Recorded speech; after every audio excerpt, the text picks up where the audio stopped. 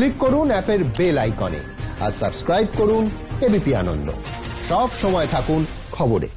চোখ রাখবো পরের খবরে। বিধানসভা ভোটের রণকৌশল স্থির করতে আজ কলকাতায় বিজেপির বৈঠক। সূত্রের খবর, আলোচনা হবে রাজ্যে ইস্যুভিত্তিক আন্দোলন এবং প্রচারের অভিমুখ নিয়ে। বিস্তারিত জানবো, কথা বলবো আমাদের প্রতিনিধি দীপক ঘোষের সঙ্গে। দীপক, আজকের এই বৈঠকে উপস্থিত থাকছেন বিজেপি আইটি সেলের প্রধান অমিত মালব্য এবং সুনীল দেওধর। তোমার কাছে জানতে চাইবো, এটা কতটা তাৎপর্যপূর্ণ? অবশ্যই তাৎপর্যপূর্ণ, তার কারণ এর আগে তুমি জানো যে বিজেপি কেন্দ্রীয় সভাপতি এসেছিলেন এবং কেন্দ্রীয় স্বরাষ্ট্রমন্ত্রী যিনি কেন্দ্রীয় প্রেসিডেন্ট দলের অমিত শাহ তিনিও এসেছিলেন, পরিস্থিতি পর্যালোচনা করেছেন।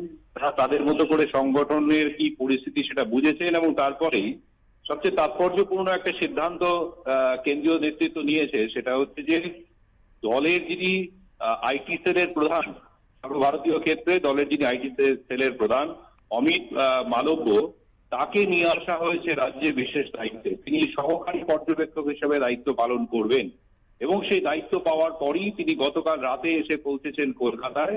আজকে বৈঠকে যোগ দিয়েছেন। বৈঠক এইমাত্র শুরু হলো এবং সেই সঙ্গে আরো তাৎপর্যপূর্ণ বিষয় হলো, যেটা দীর্ঘদিন ধরে শোনা যাচ্ছিল, যে ত্রিপুরায় দীর্ঘ বাম শাসনের অবসান ঘটিয়ে যিনি বিজেপি সরকার প্রতিষ্ঠা করার ক্ষেত্রে যাকে অন্যতম কারিগর হিসেবে চিহ্নিত করা হয়, সেই সুনীল দেওধরকে পশ্চিমবঙ্গে আনা হতে পারে, দায়িত্ব দেওয়া হতে পারে।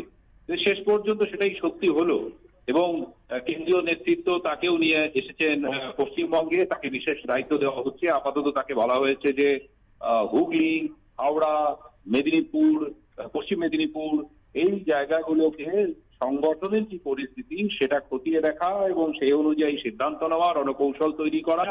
এবং তিনি গতকালই কলকাতায় পৌঁছে জানিয়ে দিয়েছেন টানা 3 দিন ধরে এই 3 জেলার বৈঠক করে বিস্তারিত রিপোর্ট তিনি তৈরি করবেন কি পরিস্থিতি রয়েছে। এবং সবচেয়ে গুরুত্বপূর্ণ হচ্ছে অমিত মালব্য নেতৃত্বে কিভাবে বিজেপি আগামী বিধানসভা ভোটে প্রচারে নামবে তার রণকৌশল নির্ধারণ করার যে প্রাথমিক কাজ, সেটাও আজকের বৈঠকে হবে। ধন্যবাদ দীপক।